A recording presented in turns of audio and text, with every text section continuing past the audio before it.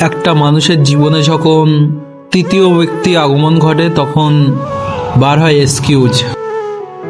সেই মানুষটা সর্বদা আপনাকে একটা এক্সকিউজ দেবে, সেটা হলো ব্যস্ত আছি। একটা কথা সবসময় মাথায় রাখবেন, যেই মানুষটা আপনাকে মন থেকে সত্যিকারের ভালোবাসে সে কখনো তার ব্যস্ততা দেখাবে না। তার সমস্ত ক্লান্ত, তার সমস্ত ব্যস্ততা আপনার সাথে একটু কথা বলে নিমেষেই শেষ হয়ে যাবে। সে আপনার কাছে একটা শান্তি খুঁজে পাবে।